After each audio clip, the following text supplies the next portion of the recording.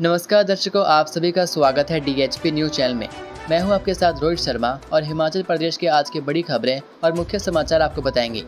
यदि आपने अभी तक DHP न्यूज़ चैनल को सब्सक्राइब नहीं किया है तो कृपया चैनल को सब्सक्राइब करके बेल के आइकन को भी क्लिक कीजिए, जिससे आपको हिमाचल प्रदेश की बड़ी खबरें रोज़ाना मिलती रहें। चलिए जानते हैं आज के मुख्य समाचार। हिमाचल के मंत्री का दावा, भारत की सीमा पर मंडरा रहे चीन के ड्रोन स्थानीय लोगों ने देखे। किन्नौर जिले में इंडो चीन बॉर्डर पर चीन के ड्रोन बार बार भारत की सीमा में मंडरा रहे हैं।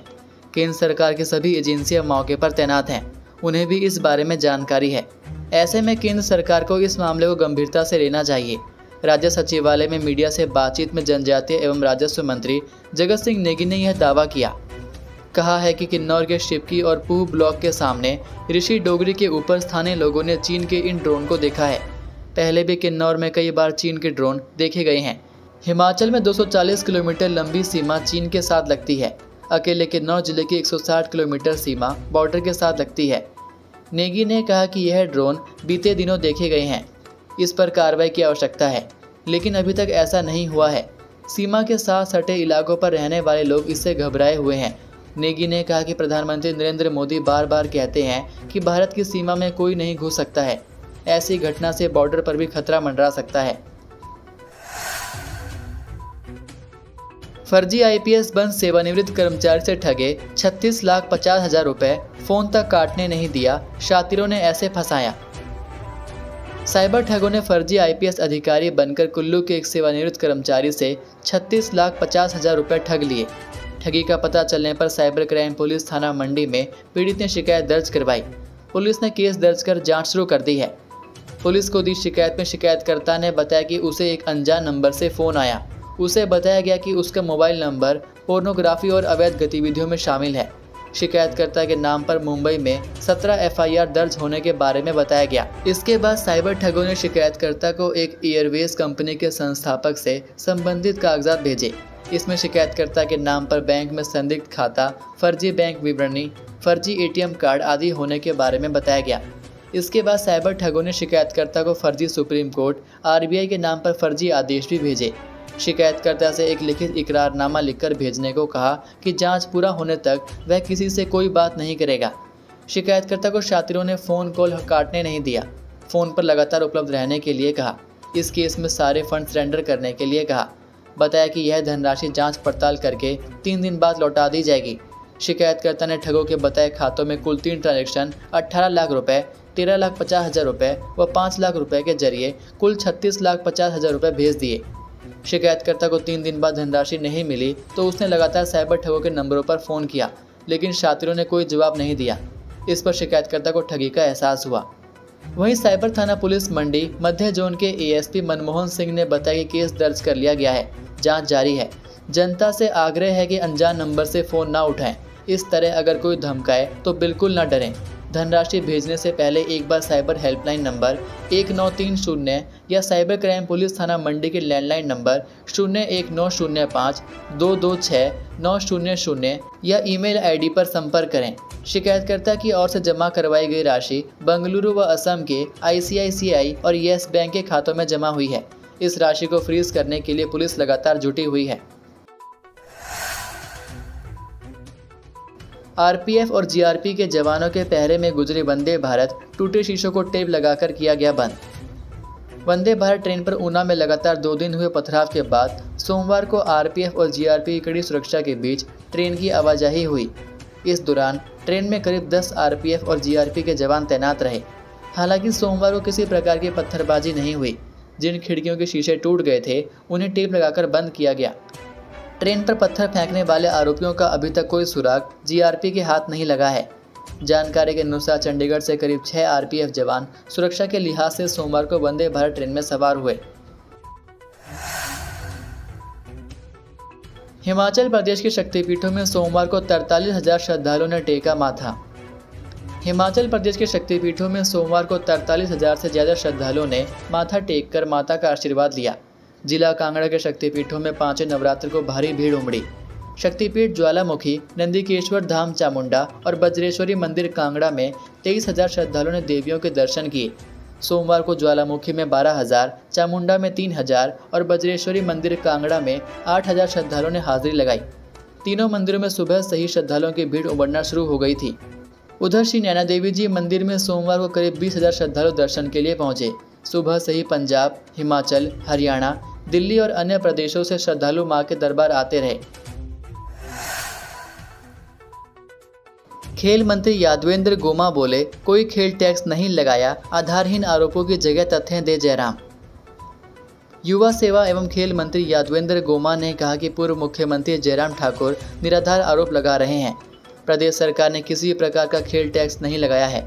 कोई संगठन या खेल संस्था प्रतियोगिता आयोजित करने के लिए मैदान मांगती है तो उसे उसका शुल्क चुकाना पड़ता है। गोमा ने कहा कि खेल मैदानों की मरम्मत के लिए शुल्क लिया जाता है। प्रदेश में बीते कई वर्षों से यही प्रक्रिया चली आ रही है। गोमा ने कहा कि पूर्व मुख्यमंत्री राजनीतिक रोटियां सेकने के लिए रोजाना सरकार पर नए नए आरोप लगाकर जनता को गुमराह कर रहे हैं। जयराम ठाकुर को इस बयानबाजी के लिए तथ्य पेश करने चाहिए। आईजीएमसी में पेट स्कैन के लिए 20 crore, tertiary cancer care centre का नए ब्लॉक शुरू। आईजीएमसी शिमला के टर्सरी कैंसर केयर सेंटर के नए ब्लॉक का सोमवार को मुख्यमंत्री सुखविंदर सिंह सुक्खू ने शुभारंभ किया। अब मंगलवार से मरीजों को यहां पर ही ओपीडी सेवाएं मिलना शुरू हो जाएंगी। 5 मंजिला इस ब्लॉक को बनाने में 13.50 करोड़ रुपए की लागत आई है। अस्पताल जाने वाले मुख्य सड़क के साथ बनी चौथी मंजिल की नई ओपीडी में प्रवेश करते ही मरीजों को उपचार मिलना शुरू हो जाएगा। भवन में मरीजों की सुविधा के लिए इंक्वायरी काउंटर, आयुष्मान और हिमकेयर काउंटर की सुविधा भी उपलब्ध की गई है। वहीं तीसरी मंजिल में वार्ड और गंभीर रोगियों के एचडीयू वार्ड बनाए गए हैं। इसके अलावा यहां पर 20 बिस्तरों की व्यवस्था भी की गई है। इससे अब पुराने व नए भवन में बिस्तरों की कुल संख्या 65 पहुंच गई है। उधर भवन के शुभारंभ के बाद मुख्यमंत्री सुक्खू ने पुरुष और महिला वार्डों का निरीक्षण किया। इसके अलावा मरीजों को बेहतर सुविधा देने के लिए कई अहम निर्देश जारी किए। मुख्यमंत्री ने कहा कि 2 महीनों के भीतर कैंसर अस्पताल में पेट स्कैन मशीन की सुविधा मिल जाएगी। वहीं नेता प्रतिपक्ष जयराम ठाकुर ने अपने आधिकारिक आवास पर मीडिया से बातचीत करते हुए मुख्यमंत्री सुक्खू पर तीखा हमला बोला। उन्होंने आरोप लगाया कि मुख्यमंत्री हर दिन केंद्र सरकार को गाली देते हैं और केंद्र सरकार द्वारा वित्त पोषित योजनाओं का ही फीता भी काटते हैं, लेकिन केंद्र सरकार के सहयोग का आभार जताने के लिए 2 शब्द भी नहीं कहते हैं। जयराम ठाकुर ने कहा कि आईजीएमसी में उद्घाटन किए गए टर्सरी कैंसर सेंटर के निर्माण में केंद्र सरकार का सारा पैसा लगा है, लेकिन सुक्खू ने उद्घाटन के दौरान केंद्र सरकार के प्रति आभार जताने का भी एक शब्द नहीं कहा। उन्होंने बताया कि इस कैंसर अस्पताल के लिए केंद्र सरकार ने 56 करोड़ रुपए प्रदान किए थे, जो पूर्व भाजपा सरकार के समय से चल रहे थे। उन्होंने कहा कि सुक्खू सरकार के कार्यकाल में किए गए उद्घाटन या तो पूर्व भाजपा सरकार के काम है या केंद्र सरकार के। जयराम ठाकुर ने आरोप लगाया कि मुख्यमंत्री और मंत्री देश भर में कहते हैं कि केंद्र से कुछ नहीं मिल रहा है, जबकि केंद्र सरकार ने अस्पताल के भवन के निर्माण के लिए 14 करोड़ 87 लाख रुपए और अत्याधुनिक उपकरण खरीदने के लिए 12 करोड़ 60 लाख और 28 करोड़ 45 लाख रुपए दिए हैं।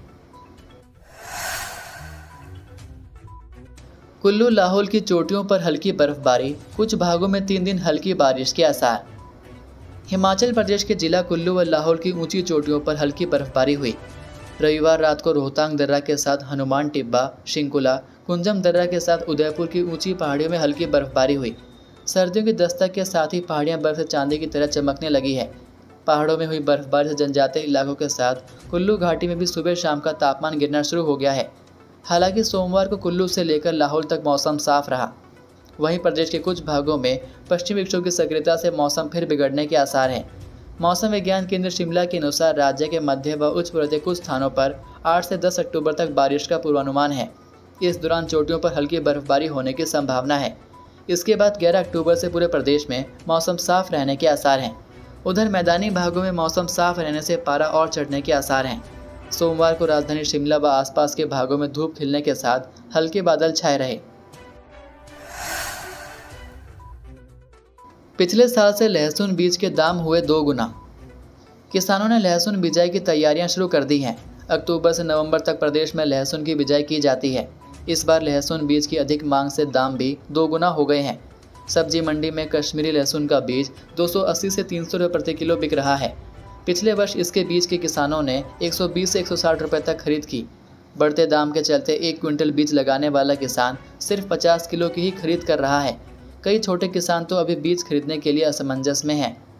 सब्जी मंडी सोलन में कश्मीर से लहसुन का बीज आया है। इस बार लहसुन के अच्छे दाम मिलने के बाद बीज के दामों में बढ़ोतरी हुई है। सोलन, सिरमौर, कुल्लू सहित अन्य जिलों में नवंबर से अक्टूबर माह के बीच लहसुन की बिजाई का कार्य किया जाता है। सोलन सब्जी मंडी से इन दिनों सिरमौर और सोलन के किसान मजबूरन महंगे दामों में लहसुन बीज की खरीद भी कर रहे हैं। हिमाचल में कई एचएएस अफसर इधर से उधर। हिमाचल प्रदेश सरकार ने एक बार फिर प्रशासनिक अधिकारियों को इधर से उधर किया है। 5 एचएएस अफसरों का तबादला किया गया है। वहीं तैनाती का इंतजार कर रहे 7 एचएएस अफसरों को नियुक्ति मिली है। इस संबंध में मुख्य सचिव प्रभु सक्सेना की ओर से 2 अलग अलग अधिसूचना जारी की गई है। इसके मुताबिक अमित कमलेत को ऊर्जा निदेशालय में एमपीपी व पावर विभाग में सहायक सचिव लगाया गया है। आकांक्षा शर्मा को स्वास्थ्य व परिवार कल्याण विभाग में सहायक सचिव का जिम्मा मिला है। नियुक्ति का इंतजार कर रही ओशिन शर्मा को भाषा, कला व संस्कृति विभाग में सहायक सचिव के पद पर तैनाती मिली है। वहीं अधिक जानकारी के लिए आप यहां पर देख सकते हैं। टमाटर 140 रुपये किलो, सब्जियों के दाम ने निकाला आम आदमी का दम। त्योहारी सीजन के बीच रसोई महंगाई की उस दहलीज पर पहुंच चुकी है जहां पर आम आदमी का पहुंचना नामुमकिन है। समस्त हिमाचल में इस वक्त रसोई का बजट बिगड़ा हुआ है। रसोई की शान कहे जाने वाला टमाटर अब मध्यम वर्ग के लिए सपने जैसा हो गया है। महज 3 दिनों में ही टमाटर के दामों में बेतहाशा वृद्धि हुई है। सोमवार को कांगड़ा में टमाटर के दाम 130 से 140 रहे, जबकि हमीरपुर शहर में 120 रुपये प्रति किलो रहे। अचानक बढ़े दामों की वजह से दुकानदार भी परेशान हैं। जो दुकानदार पहले रोज़ाना 2 से 3 क्रेट टमाटर उतार रहे थे, वे अब मात्र 1 ही क्रेट उतार रहे हैं। लगभग 4 दिन पहले जो क्रेट 1800 रुपये दुकानदारों को सब्जी मंडी में मिल रहा था, उसके दाम अब लगभग 2300 रुपये हो गए हैं। टमाटर के दामों ने ग्राहकों को भी परेशान कर दिया है।